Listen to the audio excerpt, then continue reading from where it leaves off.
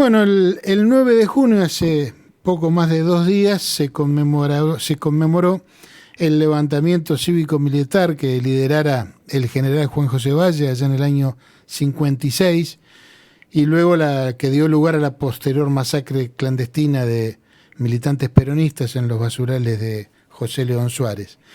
De alguna manera es un hito porque se inicia la resistencia peronista y simultáneamente el proceso de represión de todo lo que tuviera lugar con levantamientos populares, ¿no? Entonces nos parece una fecha muy emblemática y por lo tanto quisimos hablar con alguien que es historiador y escritor e interesado particularmente en la historia del peronismo. Me refiero a Daniel Di Giacinti, a quien tenemos el gusto de saludar. Soy Claudio Angelini, estoy con Daniel Guerini y Juan Reginato. ¿Cómo te va, Daniel? ¿Cómo te va? ¿Cómo están, compañeros? Gracias por la llamada, muy amables. No, al contrario, al contrario. Bueno, no sé si vos coincidís en esta caracterización como que de alguna manera ese es el hito que marca el inicio de la resistencia peronista.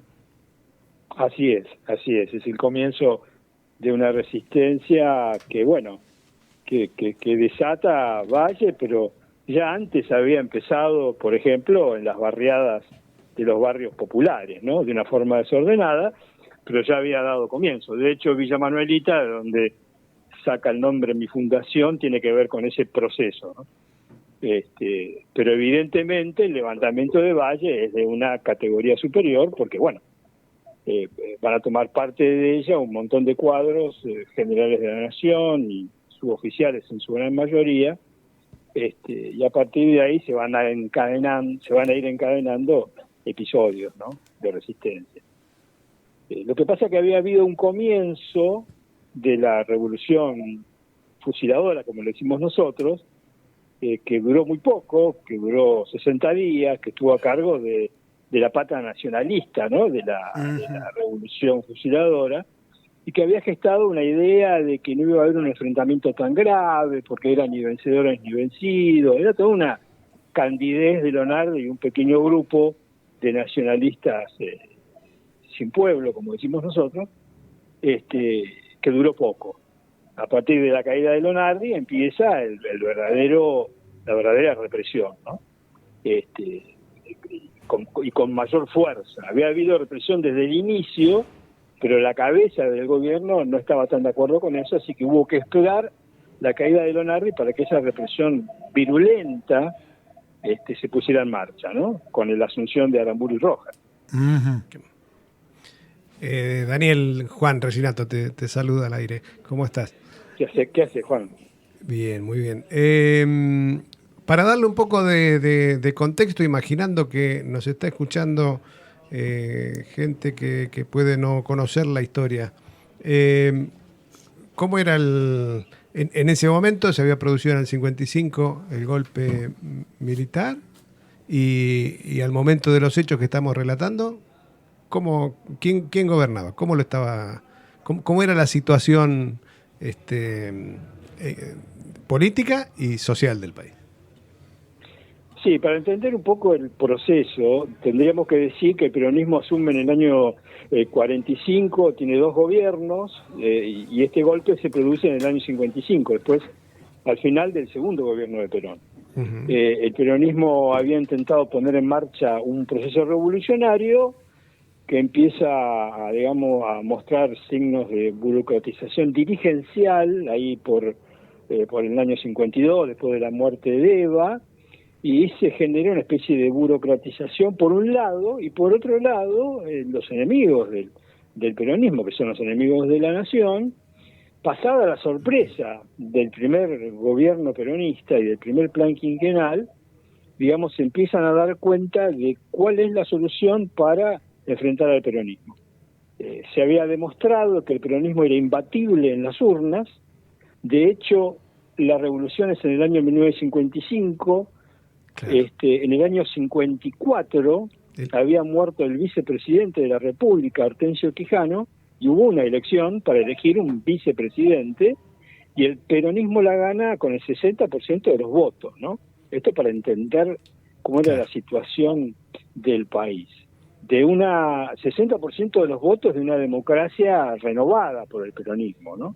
No era la democracia fraudulenta de la década infame, sino que era una democracia fuerte que había multiplicado el padrón por 3 y donde votaba el 60% de la población, ¿no? O sea, estamos hablando de números realmente imbatibles. Lo que pasa es que la oligarquía se dio cuenta con el antiperonismo que por ese lado no iba a lograr nada, entonces desempolvan una herramienta de lucha política que había sido abandonada en la historia argentina, como es el terrorismo político, ¿no?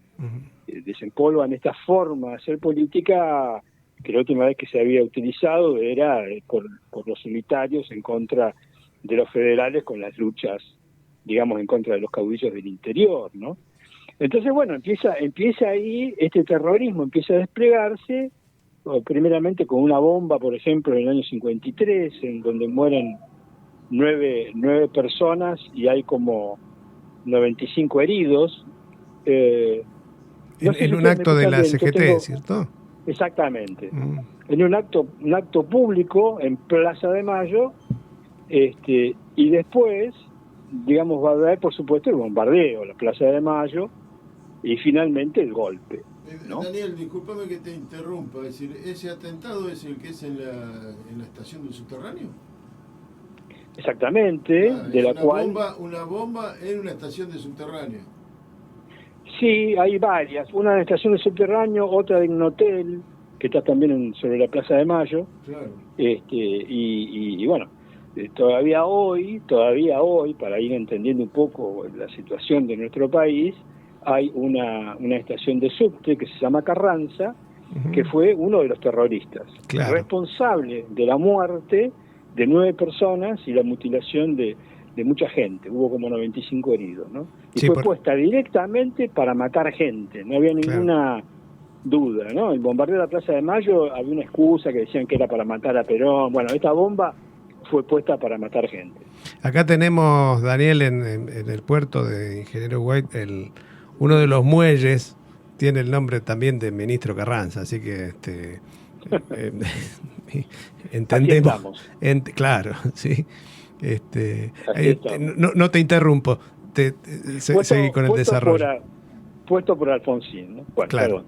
Pero digo, y entonces, claro, llega el momento del golpe militar, que tiene una base civil, producto de que el peronismo, con esa burocratización que yo te había comentado, sí, pierde el control, o digamos, el problema es que el peronismo Perón planteaba un nuevo tipo de democracia que nunca pudo poner en marcha, ni en sus primeros 2 gobiernos ni en el tercero, quedó como pendiente, digamos, ¿no?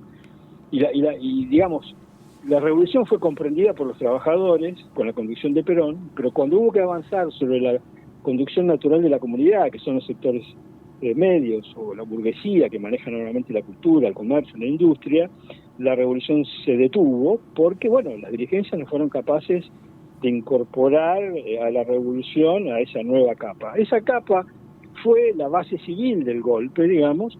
Una vez más, la burguesía argentina, en contra de los intereses de la nación, se presta a una aberración terrible, y de hecho, cuando asume Leonardo, la Plaza de Mayo estaba llena. Claro. Cuando se produce el levantamiento de Valle, se llena también la Plaza de Mayo, en apoyo a la dictadura. Esto hay que decirlo porque era lo que pasaba en esa época, ¿no? Y entonces, bueno, en la primera etapa de esa revolución hay como 15.000 presos políticos, sindicales, asesinato de trabajadores. Es muy duro, ¿no? Realmente lo que empieza a pasar, y se acelera después de la caída de Leonardi.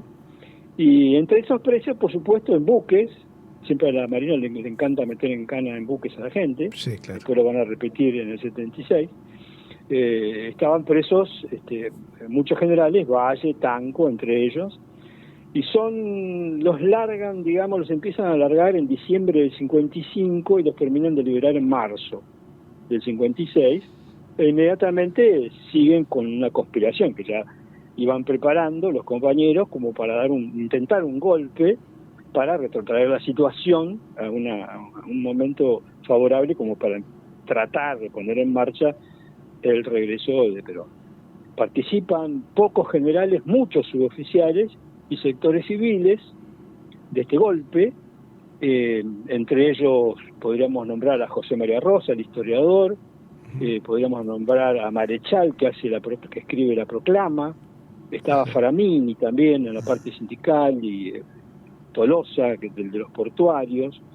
Pero fue una revolución totalmente infiltrada y los estaban esperando. Los estaban esperando a los compañeros y por lo tanto fracasan totalmente. Estallan, y los intentos son en Buenos Aires, en Campo de Mayo y en la Escuela de Mecánica del Ejército, en La Plata y después en el interior, en Rosario y en La Pampa, ¿no? Y también en el sur. No me acuerdo dónde, no me acuerdo si era en Neuquén o qué otra parte, hubo otro foco en el sur, ¿no? Pero bueno, como te vuelvo a repetir, era hubo mucha infiltración en las fuerzas y fue rápidamente, digamos, reducida. Claro. Entonces, para dar un escarnio, sí. Y eso te iba a preguntar, es decir, ¿cómo responde la dictadura de Aramburu y Rojas a ese intento de levantamiento? Bueno, como suelen hacer estos personajes, con la crueldad racista y anticristiana que tienen cuando un pueblo los enfrenta y hasta les gana, ¿no? Esa misma crueldad que después vamos a ver repetir en el 76, ¿no? Es un antecedente, ¿no? Claro, porque en el 76 empeoró la crueldad, digamos, ¿no?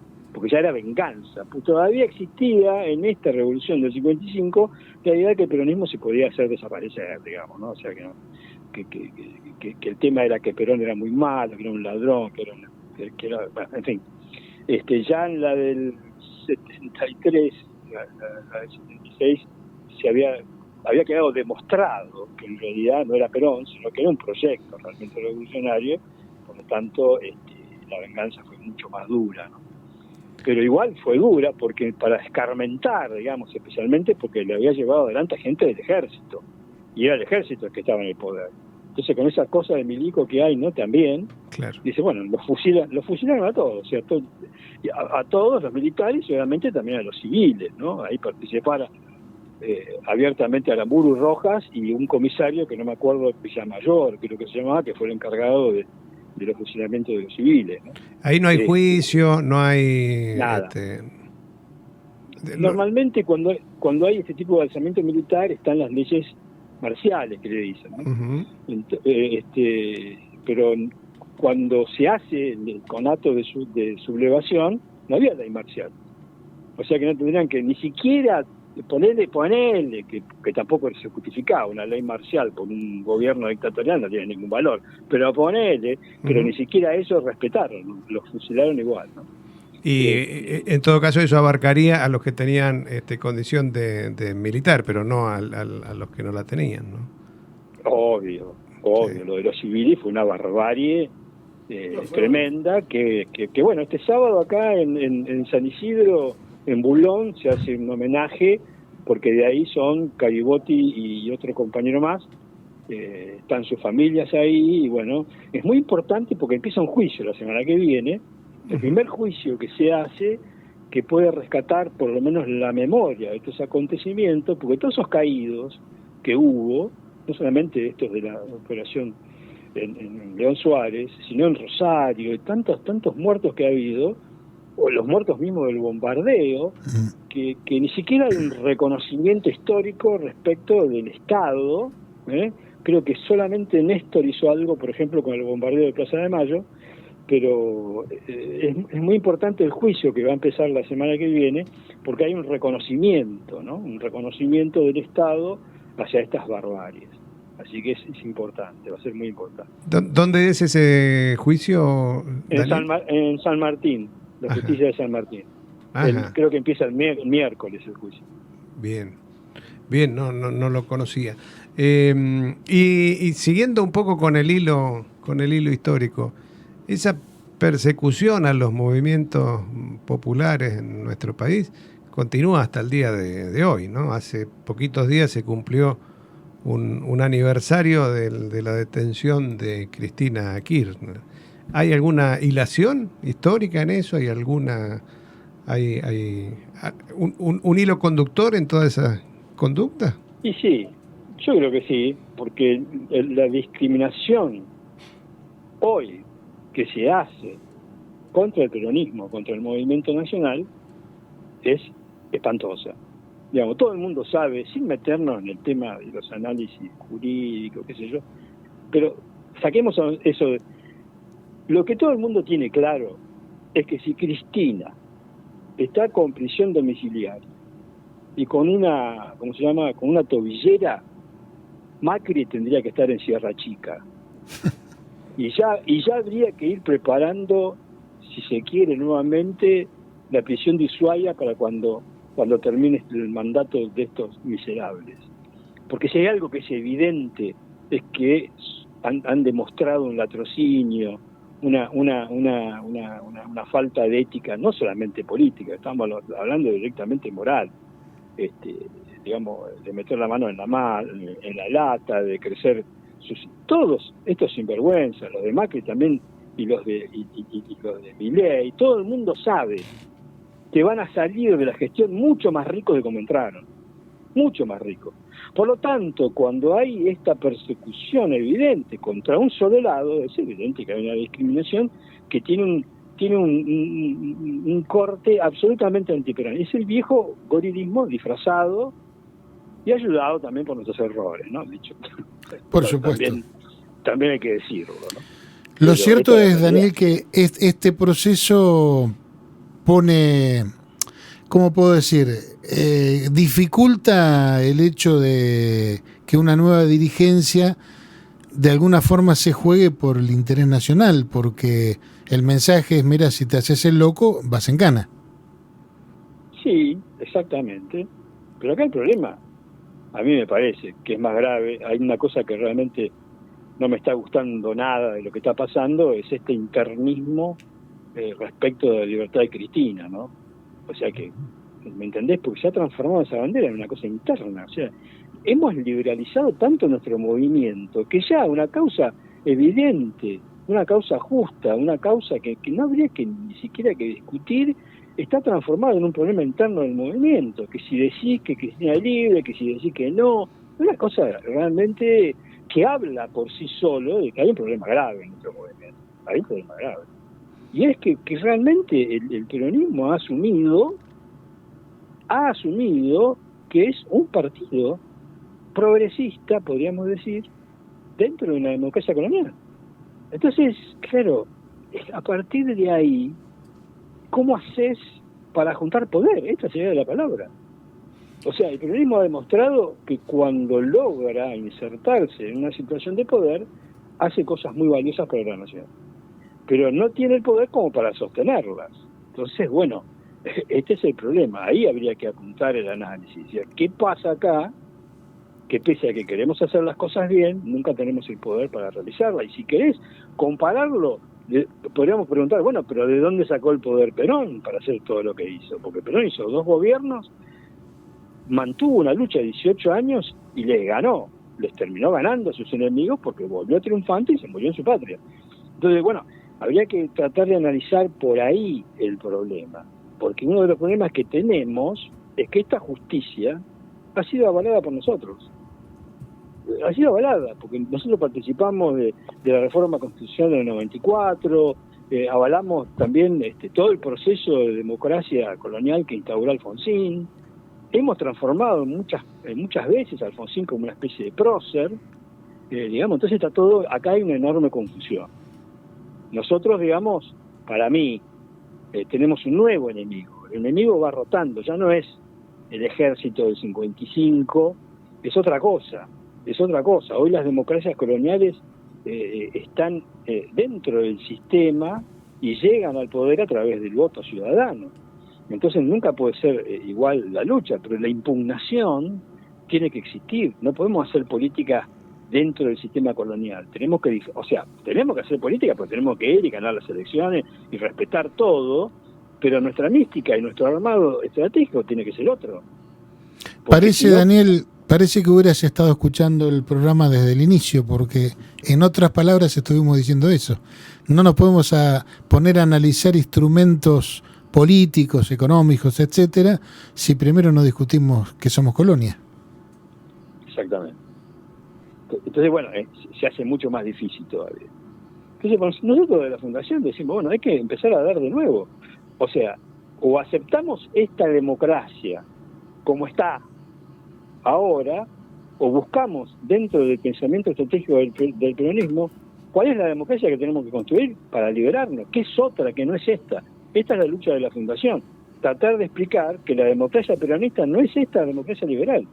Y tratar de explicar, obviamente, las diferencias, ¿no? Cuando Daniel Giacinti, a quien estamos entrevistando, habla de la fundación, se refiere a la Fundación Villa Manuelita, que puede ser encontrada en las redes con ese nombre, Fundación Villa Manuelita, y que hace honor.